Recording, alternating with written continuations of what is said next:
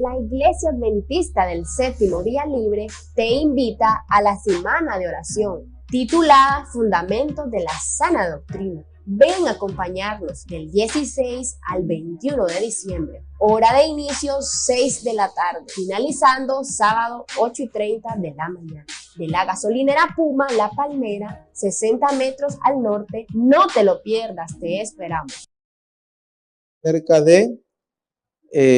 Acerca de lo que es la Sagrada Escritura, la Biblia como base de la verdad. Ayer estudiamos acerca de la verdad sobre la muerte y hoy vamos a estudiar la pura doctrina acerca de el santuario. Así que vamos a estar listos para el estudio de la palabra de Dios, pero antes quiero invitarlos a todos los que nos ven y a los que están acá presentes que se arrodillen conmigo, los que puedan, si no, pues solo cierren sus ojitos.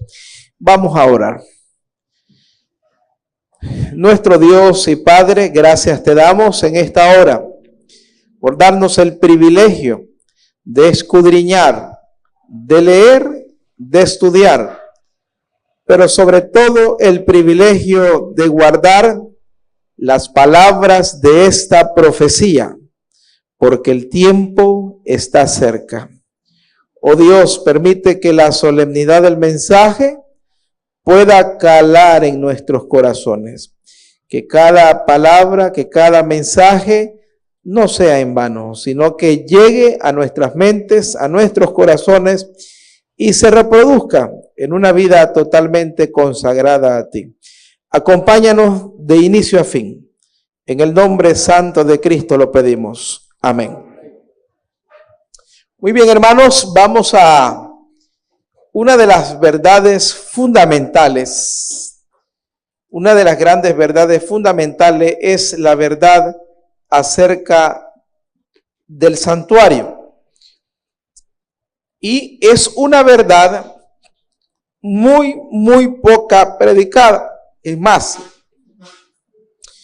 esta enseñanza del santuario, y se lo puedo decir con toda propiedad, es una enseñanza que, al igual que la que vimos el lunes sobre la Sagrada Escritura, solamente es predicada por el pueblo adventista. La enseñanza acerca de el santuario. Muy bien, cuando nosotros hablamos del santuario, hay que entender que el santuario tenía una razón de ser. Vamos a ir rápidamente a dos versículos que plantean el problema. Vamos a ir rápidamente al libro de Romanos. Vamos a ir al capítulo 3. En Romanos, el capítulo 3, hay un problema. El pecado es un problema. Vamos a ir a Romanos, el capítulo 3, y vamos a leer allí en el verso 23. Vamos a ir a Romanos, capítulo 3, versículo 23. Note lo que dice la palabra de Dios. Romanos 3:23 dice: por cuanto todos pecaron y están destituidos de la gloria de Dios. El pecado es un elemento que destituyó al hombre de la gloria de Dios, de la presencia de Dios. El pecado separa al hombre de Dios. Ahora vamos a ir al libro de Isaías rápidamente. Vamos a ir al profeta Isaías y vamos a leer allí en el capítulo 59. Isaías, capítulo 59. Note lo que dice la palabra de Dios. Isaías 59:1. He aquí que no se ha cortado la mano de Jehová para salvar, ni se ha apartado su oído para oír. Versículo 2. Pero vuestras iniquidades han hecho división entre vosotros y vuestro Dios. vuestros pecados han hecho ocultar de vosotros su rostro para no. Pregunto, hermano, ¿qué oculta Dios cuando estamos en pecado? Su mirada. Su mirada. Nunca olvide esto que dice la Biblia. Cuando usted y yo estamos en pecado, Dios no te ve. Y hay un problema con que Dios no nos vea. Cuando Dios no te ve, eso significa que no hay bendiciones. Vuestros pecados han hecho que mi rostro se oculte de vosotros. Entonces, hay un problema. ¿Cuál es el problema que tiene el universo? El pecado. El pecado es un problema terrible. ¿A qué punto? Vamos a ir ahora, dejamos ahí Isaías, vamos a ir al libro de Efesios. El pecado es el mayor problema del universo. Nosotros muchas veces tratamos con liviandad el pecado. A veces decimos una mentirilla, una mala palabra, un mal pensamiento. Total, robé algo que nadie usaba. Pero delante de Dios, el pecado no es pequeño. Vamos a ir al libro de Efesios. Vamos a ir al libro de Efesios, el capítulo 2. ¿A qué punto nos llevó el pecado? Note lo que dice la palabra de Dios. Efesios, capítulo 2, versículo 1. Y dice así. Ahí nos quedamos en el versículo 1. Y Él os dio vida a vosotros cuando estabais, ¿cómo? Muertos en vuestros delitos y pecados. ¿Cuál es la condición del que está en pecado? Para Dios, ¿cuál es la condición del que el que vive en pecado? Para Dios, ¿cómo está? Muerto. Así usted lo vea, que camina, que corre, que baila. Pero delante de Dios, el que practica el pecado está muerto, porque hay un problema cuando yo practico el pecado. Vamos a ir a Primera de Juan ahora. Vamos a ir a Primera de Juan, al capítulo 3. Primera de Juan es un libro que está antes de Apocalipsis, ¿verdad? Primera de Juan, el capítulo 3. Vamos a leer allí. Note lo que dice la palabra de Dios. Primera de Juan 3:8. Ya vimos. Resumamos antes de leer este pasaje. Número 1, el pecado nos ha destituido de la gloria de Dios. Número 2, el pecado hace que Dios oculte su rostro. Y número 3, el pecado hace que mi condición sea muerto espiritualmente. Puedo estar vivo, pero para Dios, ¿cómo estoy cuando estoy en pecado? Muerto. Ahora, ¿por qué razón? Vamos a Primera de Juan 3:8. Note cómo lo dice, porque hay un problema cuando yo estoy en pecado. Hay un serio problema. Versículo 8. El que practica el pecado es del diablo, porque el diablo peca desde el principio. Y para esto apareció el Hijo de Dios, para deshacer las obras del diablo. ¿Cuál es el problema con el pecado? Que cuando yo lo practico, ¿a quién pertenezco? A Él. Y yo digo, Señor, no, yo soy hijo de Dios. Mi Señor sabe que yo lo amo. Bueno, pero ¿qué practica? Ahora, ¿cuál fue la solución de Dios para esto? Ante este problema de una humanidad lejana, ante este problema de que el hombre estaba totalmente alejado, Dios creó el más brillante de sus planes. Y vamos a ir al libro de Éxodo, en el capítulo 25. Vamos a ir al libro de Éxodo. Vino la providencia divina, con esa maestría divina que solo nuestro Dios tiene, y estableció el santuario. ¿Hay un problema con el hombre? Sí. ¿El hombre está destituido de la gloria de Dios? Sí. ¿El hombre está muerto ante Dios? Sí, hermano. Eso es como cuando, lamentablemente, yo he escuchado personas que cuando se pelean le dicen, para mí esto está como muerto, le dice. Y así es el pecado. Cuando usted ofende a Dios, dice Dios, está muerto para mí. Pero Dios A diferencia de los seres humanos, porque el ser humano no perdona. El ser humano dice, está muerto y está muerto. Pero Dios no, Dios dice, pero te voy a revivir. Y entonces, ¿qué trajo Dios de la mente de la es? El santuario nace en la inteligencia divina. Y dijo Dios, note lo que dice el capítulo 25. Vamos a ir al libro de Éxodo, el capítulo 25 y el versículo 8. Leamos, lea conmigo, hermano. Quiero que lea los pasajes cada vez que usted va conmigo. Y harás un santuario para mí, y habitaré en medio de ellos. Gloria a Dios. ¿Cuál es la solución para el pecado? El santuario. El santuario, hermano, y ya vamos a ver por qué. Dios, cuando el hombre fue expulsado del Edén, la gente dice, pobre Adán, le tocó ir a dormir a qué chamarra de zacate. ¿Saben quién fue el más triste el día que el hombre pecó? El Padre Celestial. Así que dijo Dios, yo quiero que hagan un santuario porque yo quiero habitar entre ellos. Ahora, el santuario trajo una buena noticia porque ahora los pecadores podían acercarse a Dios a través del sacrificio de Cristo. Noten, vamos a ir al libro de Primera de Corintios rápidamente. Vamos a ir ahora, dejamos ahí Éxodo, en el libro de Primera de Corintios, el capítulo 5. ¿Sabe qué hace Dios en el santuario? Dios hace un intercambio. Vamos a ir a Primera de Corintios, el capítulo 5. Vamos ahí a detenernos en el versículo 17 en adelante. Primera de los Corintios 5, 17.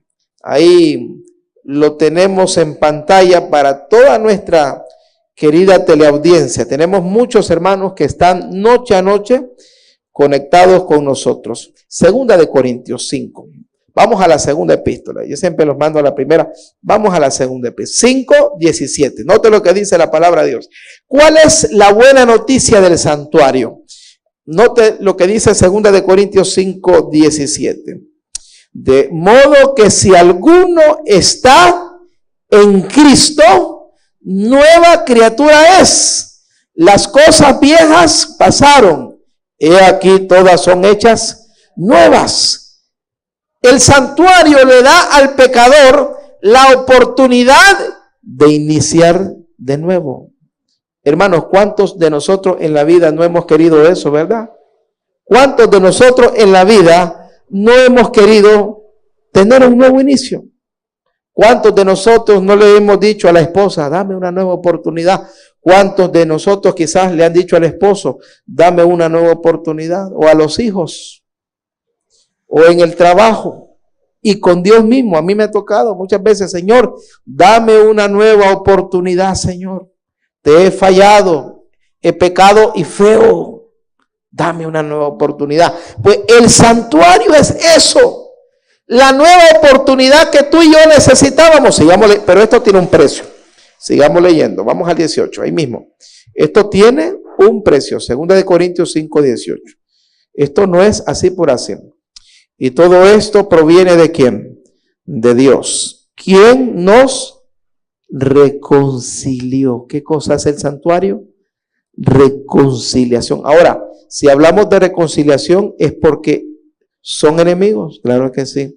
¿Es enemigo Dios del pecado? Ya lo estudiamos que sí.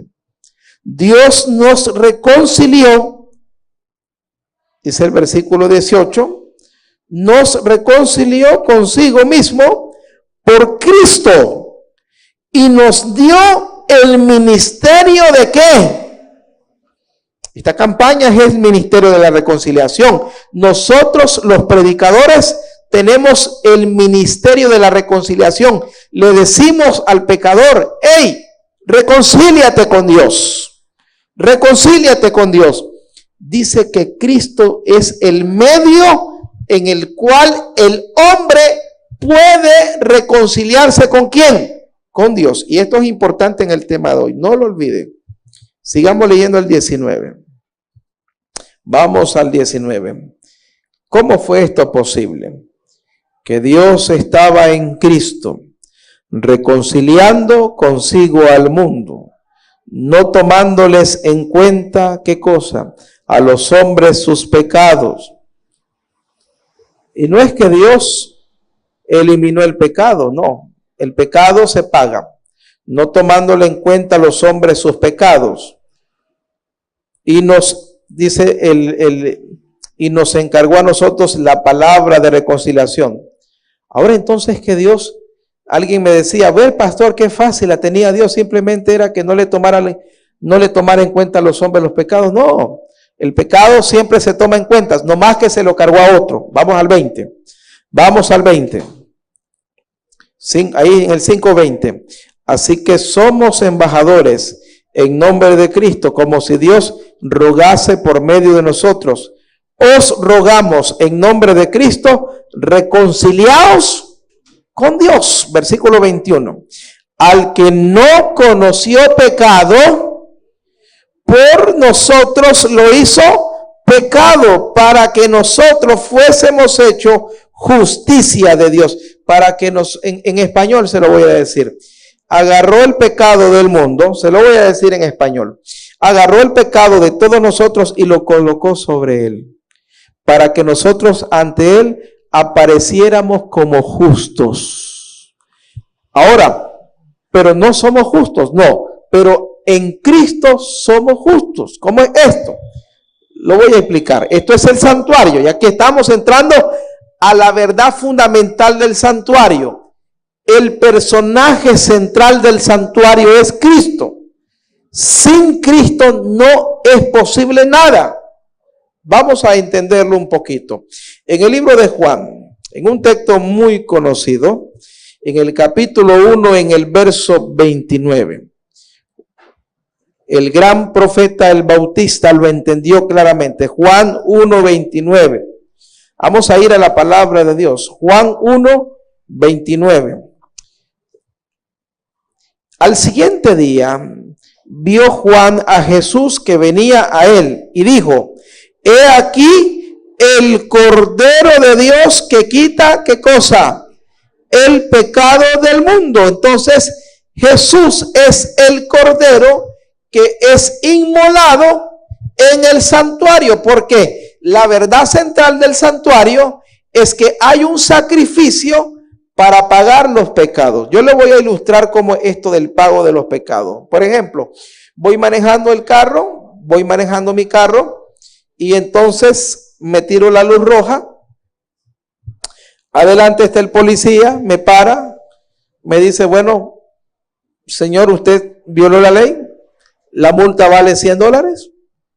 Y le digo yo: es que soy pastor y voy apurado al culto y necesito llegar a tiempo para predicar. Y entonces le caigo bien al policía, y viene el policía y dice: bueno, usted es pastor, qué bueno, ahí lleva la Biblia, pues no lo atraso, siga adelante. La gente cree que es así el perdón. Y entonces el policía me dejó ir, pero ahí hay un problema. ¿Por qué? Porque se quebrantó la ley, y la ley exige un pago.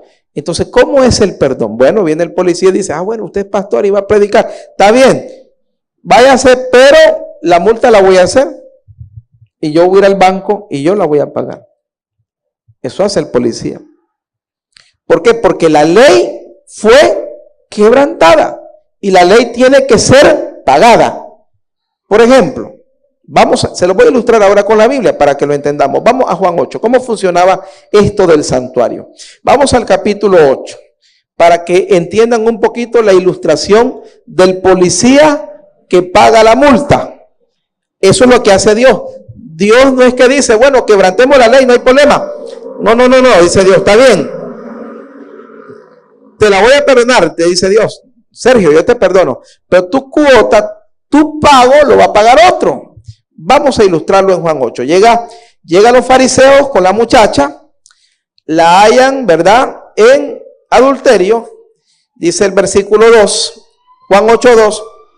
Por la mañana volvió al templo, y todo el pueblo vino a él, y sentado él les enseñaba. Entonces los escribas y los fariseos le trajeron una mujer sorprendida ¿en qué? Estaba quebrantando los mandamientos. Ahora, lo único que solo ella, según ellos, parece que el pecado lo estaba haciendo sola. Debían de llevar a los dos. La ley decía que los dos debían de llevar, pero obviamente era una sociedad machista y también sabemos que era una trampa para Jesús. La mujer simplemente era una carnada. Pero sigamos leyendo. La atrapan, la llevan a Jesús, le dicen en el 4, maestro, esta mujer ha sido sorprendida en el acto mismo adulterio. La ley nos mandó Moisés a apedrear a tales mujeres y a los varones. La ley decía, varón y mujer deben morir apedreados. Así que ni ellos estaban cumpliendo la ley. Hipocresía total. Pero Jesús le sigue el juego. Ahí lo deja Jesús. Vamos al 6. Versículo 6. Esto decían tentándole para poder acusarle. No tenían el Espíritu de Cristo. Pero Jesús, inclinado hacia el suelo, escribía en tierra con el dedo. ¿Qué cosa escribía Jesús con el dedo en el tierra? ¿Saben lo que estaba escribiendo Jesús? ¿Ah? Y ellos estaban, dicen, hoy si Jesús no se escapa, ni esta, la van a apedrear y él no va a tener excusa, porque la ley dice que hay que apedrearlo. Y entonces Jesús escribiendo ahí en tierra, mentirosos, hipócritas, les estaba escribiendo los pecados. A ellos. Y entonces dice el versículo 7, oiga lo que hace Jesús. Note cómo resuelve el asunto Jesús de la ley y el pecado. Vamos al 7.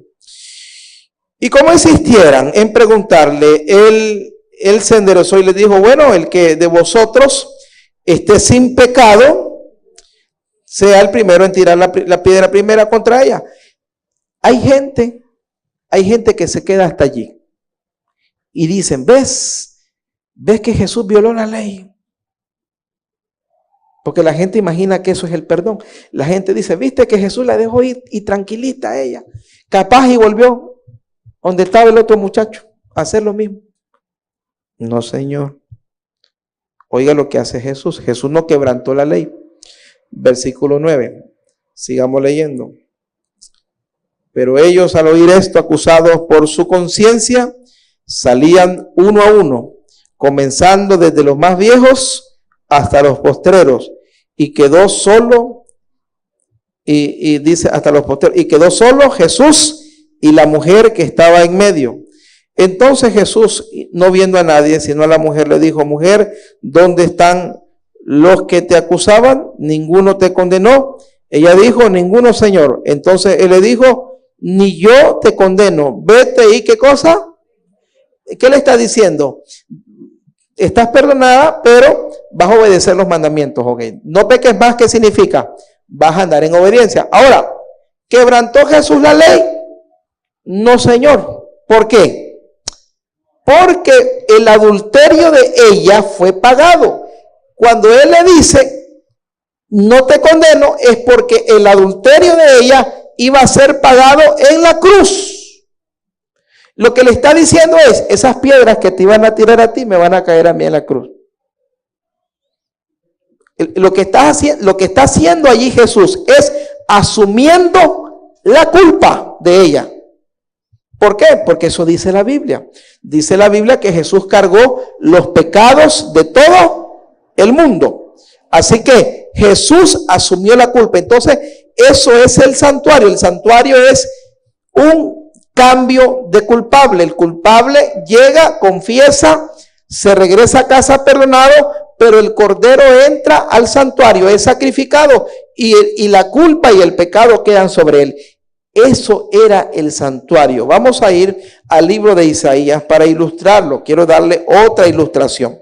En el libro de Isaías, en el capítulo 1, vamos a leer allí en el versículo 18. Noten, este texto me gusta mucho porque lo ilustra de una manera sencilla. Ahora, la salvación hasta allí no la pone difícil Dios. Te dice, bueno, no peques más.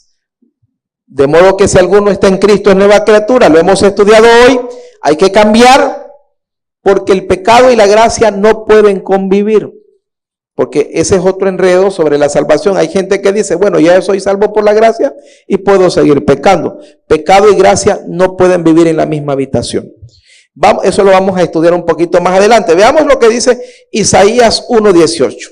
Dice el Señor, venid luego, dice Jehová, y estemos como a cuenta, ¿verdad? Pero el estemos a cuenta de Jehová no es como el de mi mamá. Mi mamá me decía, en casa te espero para que arreglemos cuenta. Y usted ya sabía qué significaba eso, ¿verdad? La faja. Pero el de Dios no es como el de nuestros padres. Nuestros padres así nos decían, en casa arreglamos cuenta. El de Dios es diferente. Note lo que dice. Versículo 18. Estemos a cuenta, dice, si vuestros pecados fueren como la grana, eso es como el tapagotero, ¿verdad? ¿Cómo es que le llaman? El alquitrán. Ese material es negro. Si vuestros pecados fueren como la grana, como la nieve serán emblanquecidos. ¿Cómo regresa usted después de aceptar a Jesús? Blanquito. Y la gente dice, no, pero si este ha sido mentiroso, este ha sido adúltero, este ha sido borracho. Sí, puede ser que sí, pero la sangre de Cristo lo ha limpiado. Ahora, y sigue diciendo, y si fueren rojos como el carmesí, vendrán a ser como blanca lana. Esa es la doctrina central del santuario. Allí hay una doctrina básica de la salvación. El creyente recibía el perdón y era habilitado para obedecer. Note lo que dice Romanos 6. Quiero mostrarles. Una vez que recibía el perdón, el creyente, venía entonces el poder transformador. Nosotros enseñamos una gracia completa. La gente dice que ustedes son legalistas. No, nosotros enseñamos la salvación tal y como la enseña el santuario, de que hay un sacrificio que se llama Cristo Jesús en favor del pecador. Pero nosotros no enseñamos gracia a medias. La gente cree, bueno, ya Dios me perdonó, ya me bauticé y puedo seguir en la calle del medio. Eso no existe. La gracia no es una licencia para pecar. La gracia no es una sábana en la cual yo voy a ocultar mis chuecuras. No. No, ¿qué cosa es la gracia? Vamos a ir a dos textos para ilustrar esto. Romanos el capítulo 6 y el versículo 1. Leamos allí. Dice así el texto. ¿Qué pues diremos? ¿Perseveraremos en el pecado para que la gracia qué? Está haciendo una pregunta el apóstol y dice, en ninguna manera, porque los que hemos muerto al pecado, ¿cómo viviremos aún? ¿Qué dice Pablo? Cuando tú ya aceptaste la gracia mató a un señor que se llamaba pecado y el pecado ya no debe existir. La gracia llega a tu vida y la gracia elimina el pecado. Vamos a ir al libro de Tito. Tito lo enseña mucho más explicadito. Tito, vamos a leerlo en el capítulo 2. La epístola del apóstol Pablo a Tito. Ahí, después de Timoteo, usted encuentra a Tito en el capítulo 2. Veamos cómo trabaja la gracia. Es una salvación completa. El santuario enseña una salvación por gracia que lo lleva a la obediencia. Note lo que dice el libro de Tito en el capítulo 2 y vamos a leer allí al versículo 11. Note bien, lea conmigo. Tito 11, porque la gracia de Dios se ha manifestado para salvación ¿a cuántos? La gente se queda solo con ese pasaje. Dice, bueno, gracias. Si pecaste, no importa, gracias.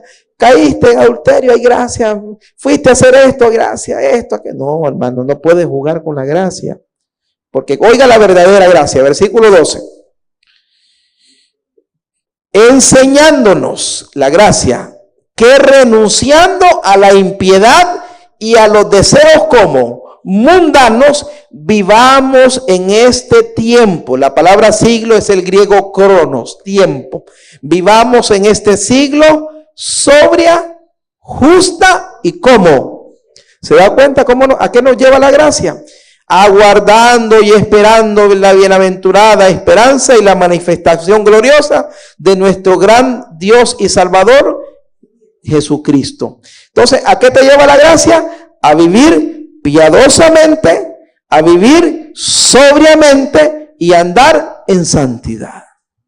Cualquier otra gracia que le muestren a usted, eso está chueco. Ahora, ¿qué iba a pasar con esta linda enseñanza? Como ustedes pueden, la enseñanza del santuario es una enseñanza pura de santidad, de perdón, de reconciliación, en la más bella enseñanza de la Escritura. Pero ahora, ¿saben, hermano? En el libro de Daniel, vaya conmigo, por favor. En el libro de Daniel, en el capítulo 8, se habría de levantar un poder satánico contra el santuario, hermano. Vamos a leer allí en el versículo 8. Estas solemnes verdades que hemos estudiado y repasado, la solemne verdad del perdón, de la transformación, del cambio en Cristo y todo esto, vamos a ir a Daniel 8, habría de ser atacado. Note lo que dice Daniel, el capítulo 8, y vamos a leer a partir del verso 9. Hay un poder identificado como el cuerno pequeño, es el poder de la Edad Media, el poder del papado. ¿Qué hizo el papado durante la Edad Media? Vamos a ir al 9, vamos a ir. Y de uno de ellos salió un cuerno pequeño que creció mucho hacia el sur y al oriente y hacia la tierra gloriosa, y se engrandeció hasta el ejército del cielo, y parte del ejército de las estrellas se echó por tierra y las pisoteó. Aún se engrandeció contra el príncipe de los ejércitos. Por él fue quitado el continuo sacrificio, y el lugar de su santuario fue echado, ¿por qué? Por tierra. Dice la profecía que el santuario habría de ser echado por tierra. Hermano, esta linda verdad del evangelio, esta linda verdad del sacrificio de Cristo y de la gracia de Dios habría de ser pisoteada. Versículo 13.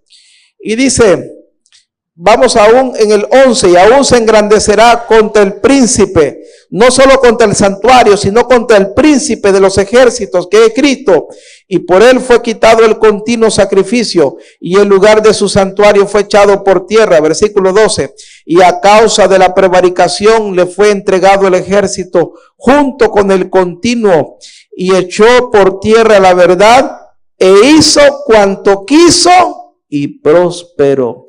A veces el mal pareciera que prospera. Hizo cuanto quiso. Tomó el santuario, este poder, lo pisoteó, lo destruyó y lo aplastó. Y note el versículo 13. Entonces oí, dice el profeta, oí a un santo que hablaba a otro de los santos. Preguntó a aquel que hablaba, ¿hasta cuándo durará la visión del continuo sacrificio y la prevaricación asoladora? Entregando el santuario y el ejército para hacer, ¿qué cosa? Dice el texto, pisoteado. La profecía dice que el santuario y sus verdades habrían de ser pisoteadas. Y aquí viene la divina respuesta. Y él dijo, hasta 2300 tardes y mañanas, y luego el santuario será purificado. Ahora, hermanos queridos, el santuario fue pisoteado. Ahora usted dirá, ¿cómo? Vamos, les voy a mostrar. Hay muchas cosas, porque hay mucho material aquí de cómo fue pisoteado el santuario. Principalmente a través de la conversión de un hombre clave. El cristianismo en el siglo I y en el siglo II fue ferozmente perseguido. Hermano, el imperio, primero los judíos. ¿Quiénes fueron los primeros perseguidores de la iglesia? Los judíos. ¿Quiénes mataron a Esteban? Los judíos. ¿No era Pablo acaso un perseguidor judío, sí o no? Pero luego vino el imperio romano, cuando Nerón culpa a Pedro y a Pablo de incendiar Roma, y el 7 de julio del año 67, en el mismo día, los mata a los dos. A Pedro lo crucifica con la cabeza hacia abajo y a Pablo lo decapita. Y el siglo II fue así. El siglo II es recordado por las 10 grandes persecuciones. Ahí persiguió a Adriano, Diocleciano, ahí persiguió a Aureliano. Todos esos césares eran feroces, eran barbaries. Y ahí es donde escuchamos la famosa frase de Tertuliano, cuando lo estaban matando y dijo: perseguidnos, matadnos, quemadnos, que la sangre de los cristianos es semilla. Y eso el diablo se dio cuenta, y entonces el diablo notó que entre más los perseguía, más se consagraban.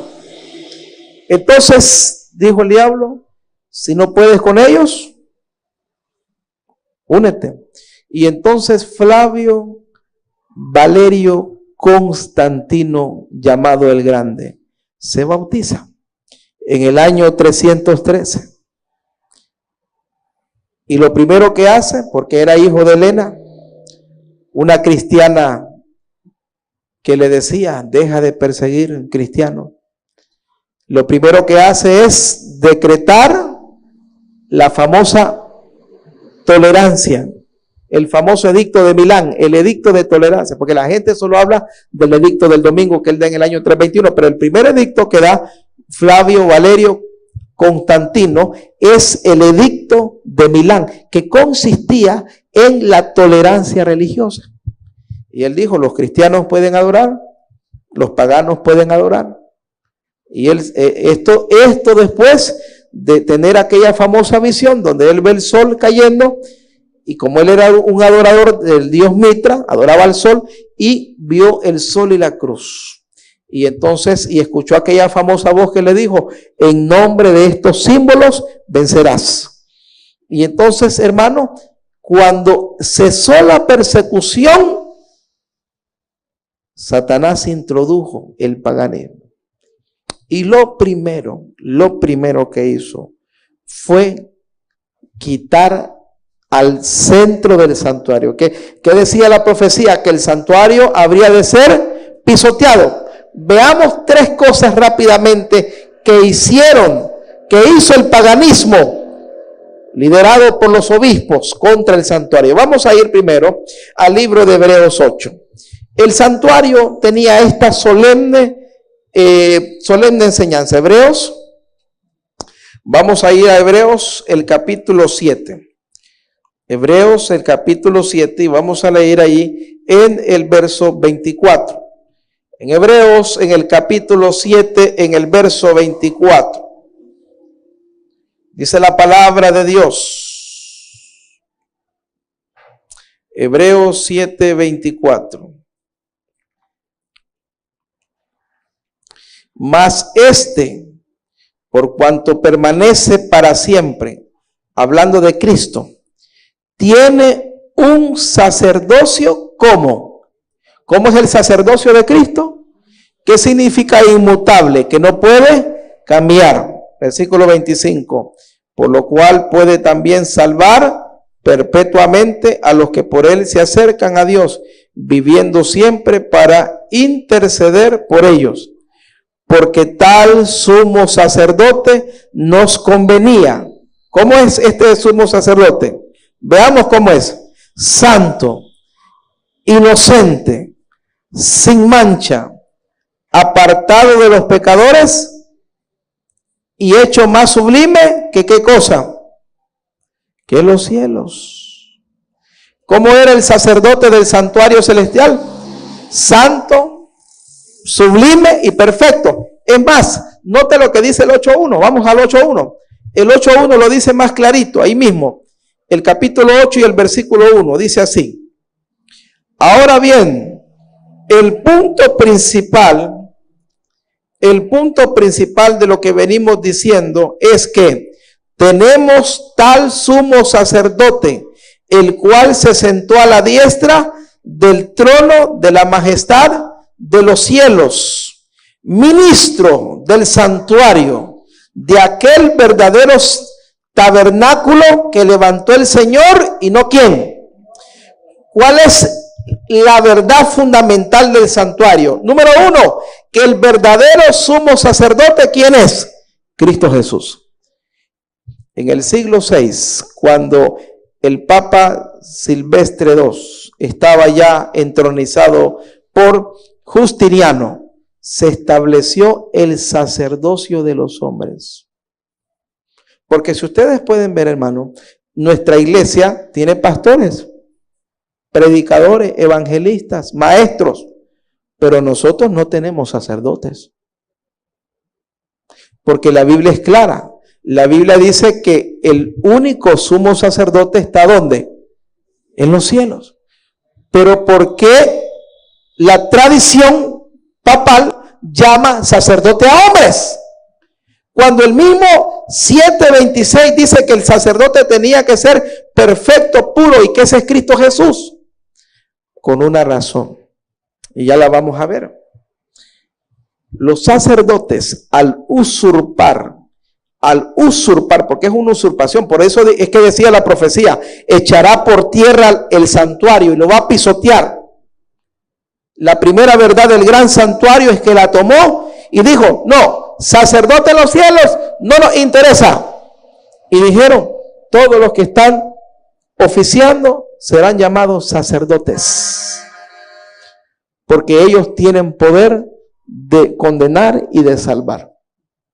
Y veamos rápidamente en el libro de Marcos, en qué blasfemia lleva esto del sacerdocio humano. Por ejemplo, hermano, dos grandes blasfemias que trajo el nombramiento de sacerdotes humanos para usurpar y pisotear el verdadero sacerdocio celestial. De esta manera estaban pisoteando el santuario. Vamos a ir al libro de Marcos 2 y vamos a leer allí a partir del verso 6. Note lo que dice la palabra de Dios.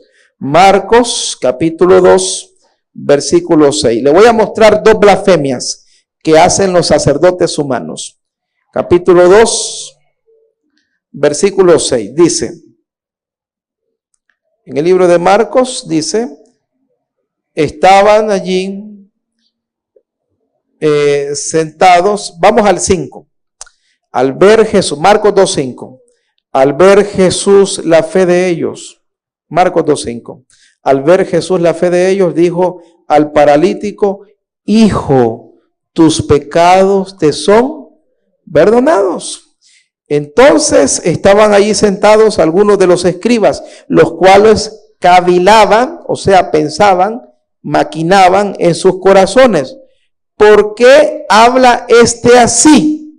Blasfemias dice. En eso sí tenían razón. De que nadie puede perdonar pecado. ¿Cómo se llama si yo intento perdonar pecado? ¿Cómo se llama? Blasfemia. Por ejemplo, si yo vengo, usted me dice, ¿por qué? Nosotros como pastores, pues siempre la gente nos aborda. El pastor es una figura líder y viene el hermano y dice, pastor, me pasó esto y fallé esto y hice esto. Y el pastor, que tiene que tener ética y que tiene que tener espiritualidad y que tiene que ser un confidente, viene el pastor y dice, bueno, yo como pastor lo que puedo decir es, hermano, vamos a orar y apártese. Pero si vengo yo y le digo, hey, Sergio, ego te absolvo, yo te perdono, en latín, eso es lo que dice. Cuando usted va al confesionario, una vez que usted se confiesa, él le dice, vaya, rece tantos Padre Nuestro y tantas Ave María, y le dice, ego te absolvo, yo te perdono, dice el sacerdote. ¿Quién es el único que puede hacer eso? Cristo Jesús. ¿Es blasfemia o no es blasfemia? ¿Estaba pisoteando el santuario, sí o no? Totalmente, hermano, porque ningún hombre, dice ahí, puede perdonar pecado. Cristo lo está haciendo. Y Cristo le dice, ¿sabes qué es más fácil para mí? Perdonarlo. ¿Qué es más fácil? Decirle, toma tu camilla o anda, o perdonar pecado. Es más fácil que tome la camilla, porque un milagro lo hacían hasta los profetas. Pero perdonar pecado solo yo, porque yo soy el único que voy a ir al Calvario a morir por él. Pero que un hombre venga y te diga, ego te absolvó. Wow, hermano, ¿dónde ese sacerdote se subió a la cruz para pagar por tu pecado? Una. Vea la otra. Vamos a ir a Primera de Juan. Le puedo mencionar unas 15, hermano, pero siempre me quedo entero con estos sermones. Vamos a ir a Primera de Juan. Note cómo fue pisoteado el santuario. Por eso es que la profecía lo decía. El profeta Daniel decía: señores, van a pisotear el santuario, van a quitar a Cristo como el centro y pondrán a hombres blasfemos, hombres que van a levantarse y que perderán a las multitudes. Primera de Juan capítulo 2. Note lo que dice la palabra de Dios. Primera de Juan capítulo 2 versículo 1. Y dice así la palabra de Dios. Primera de Juan 2:1. Hijitos míos, estas cosas os escribo para que no pequéis. Y si alguno hubiere pecado, ¿a quién tenemos? Abogado tenemos, ¿para quién? Ante el Padre. ¿A quién? Ok. ¿En qué consiste que él es un abogado? ¿Qué hace usted con un abogado? Si usted tiene un abogado, ¿le cuenta el caso, sí o no? Ok, vamos al 1:9, ahí mismo, pero váyase al capítulo 1 y versículo 9. A ese abogado hay que confesarle. Note lo que dice el 1:9, capítulo 1, verso 9. Si confesamos nuestros pecados, Él, hablando de Cristo, es fiel y justo, ¿para qué? Para perdonar nuestro pecado y limpiarnos de qué cosa. Él. Entonces, ¿a quién enseña la Biblia que hay que confesar los pecados? ¿A quién? ¡A Cristo! Usted puede venir a mí y decir: pastor, ore por mí. También ore. Y yo le digo: écheme una oración también usted a mí, porque yo también estoy en la tierra y también estoy sujeto a errar. El cargo no hace santo al pastor. Así que la confesión, dice la Biblia, tiene que ser ¿a quién? A Cristo.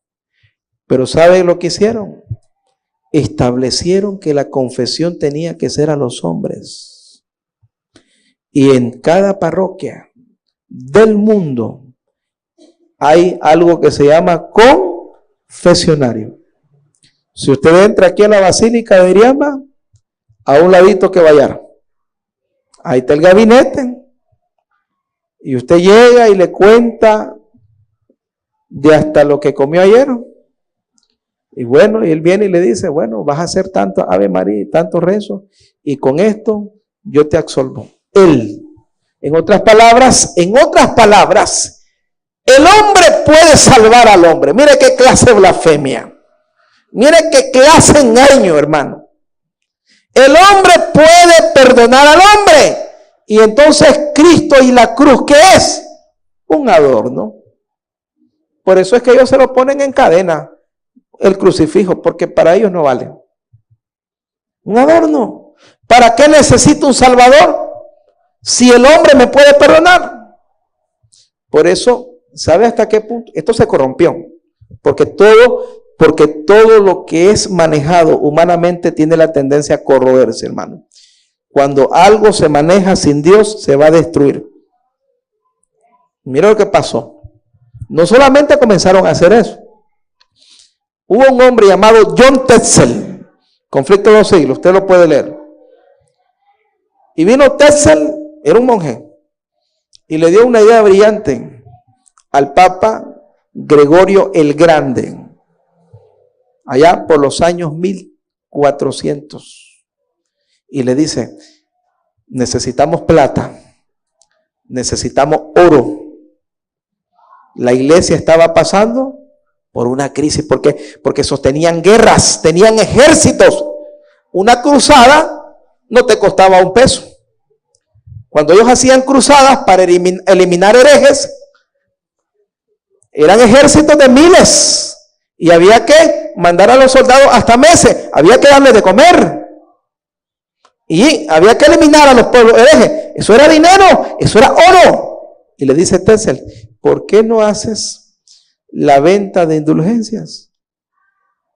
¿Y sabe cómo se llamaba eso?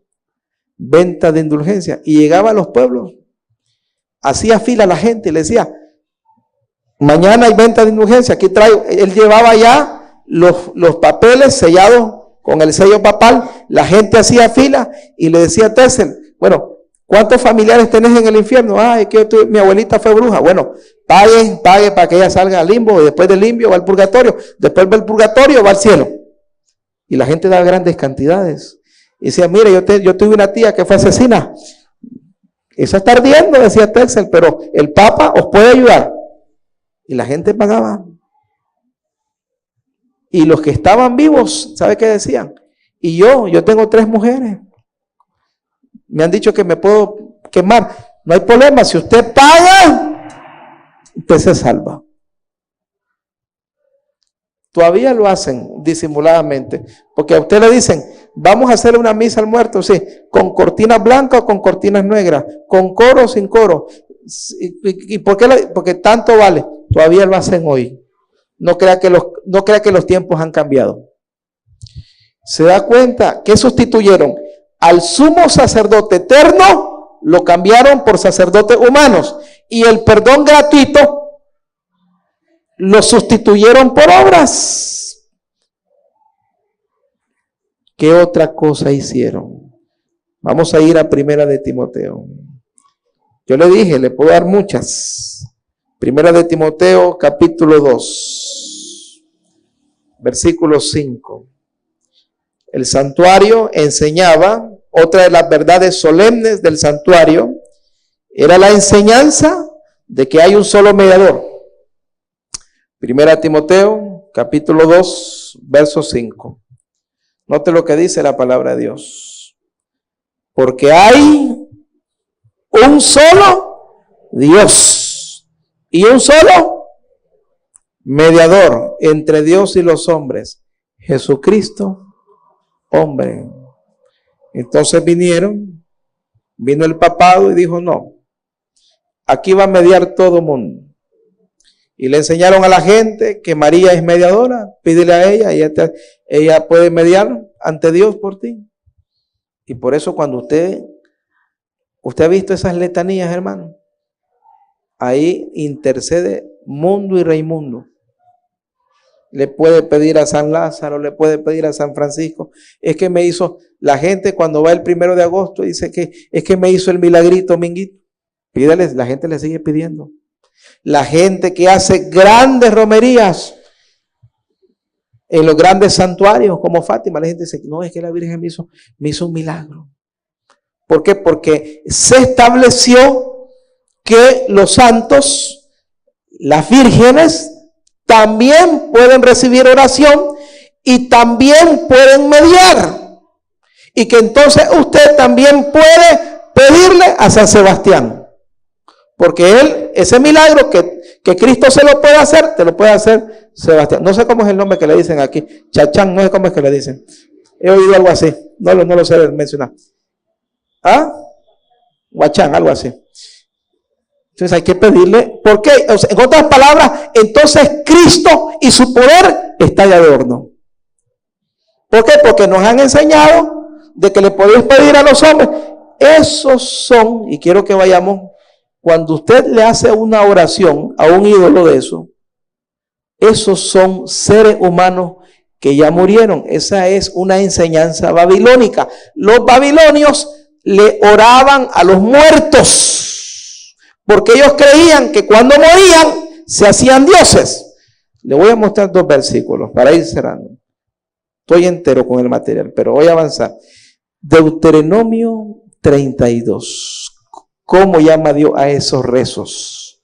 Cuando usted se arrodilla ante la estatua de un muerto, porque está muerto. El famoso Huachán, ¿hace cuánto murió? Todo eso están muertos. Vamos a ir a Deuteronomio. Oiga, ¿a quién realmente le está orando usted? Esto, hermano, es de las peores blasfemias contra el santuario, hermano.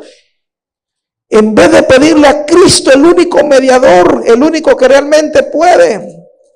Deuteronomio capítulo 32. Vamos al versículo 16. 32, 16. Dice así el texto, hermano. Leamos. Versículo 16. Le despertaron a celos con los dioses ajenos. ¿Cómo se pone Dios con esos dioses? celoso. No, es que le voy a pedir a San Felipe, celoso. Mi gloria no la comparto con nadie. Y lo provocaron a ira con abominaciones, porque eso es una abominación. Que usted se hinque ante una estatua de un muerto es una abominación. Versículo 17, sacrificaron a los demonios y no a quién. No a Dios. ¿Por qué? Porque el que le responde es el demonio. Porque el muerto, el famoso Guachán ya está muerto. Él no sabe. El que le va a responder es el demonio para que usted siga creyendo. Le dice, y a dioses que no habían conocido, a nuevos dioses venidos de cerca. Y ahora noten, cierro con este texto. Otra de las abominaciones que hicieron contra el santuario. Vamos a ir al libro de Segunda de Corintios. Capítulo 10, verso 18. Segunda de Corintios, capítulo 10. Note lo que dice la palabra de Dios. Segunda a los Corintios, capítulo 10. Dice así.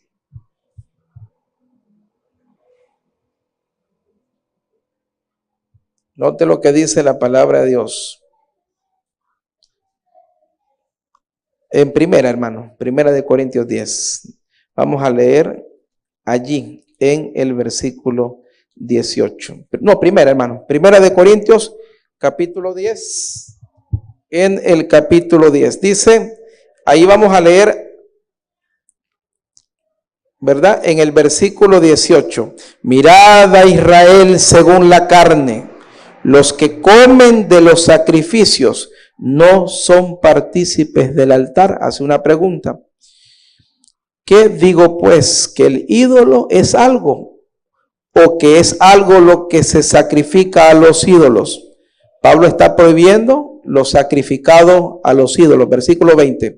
Antes digo que los gentiles, que los gentiles sacrifican a los demonios, ¿qué cosa? Y no a Dios. Y usted dice, no, pero yo gasté en mi purísima. Bueno, al diablo, al demonio le regaló eso, porque María ni cuenta se da. Siga gastando y patrocinándole. Eso dice el texto. A los demonios los sacrifican. Versículo 19.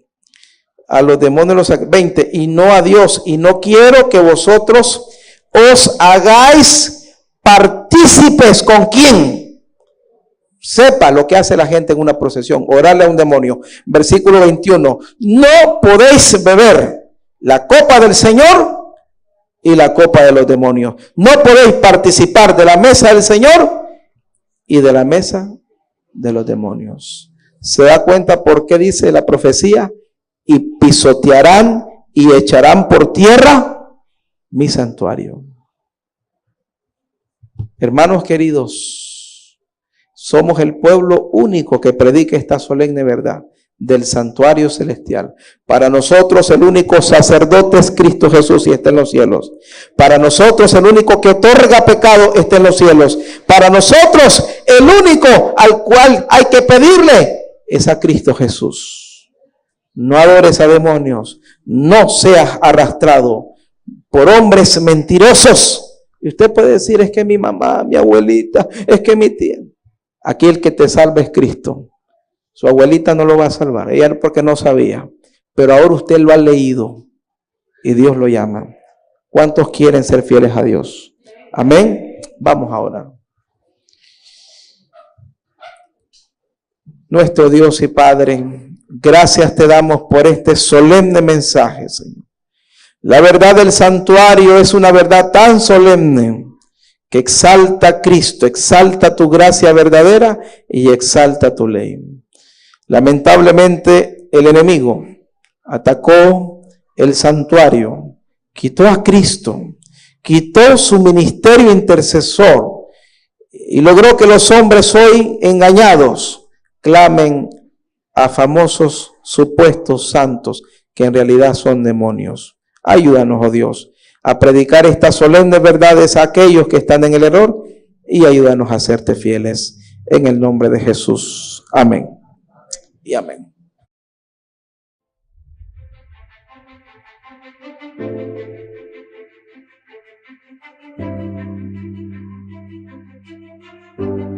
OLAM 7, Televisión Internacional, sanando, educando y reconciliando. www.olam7.tv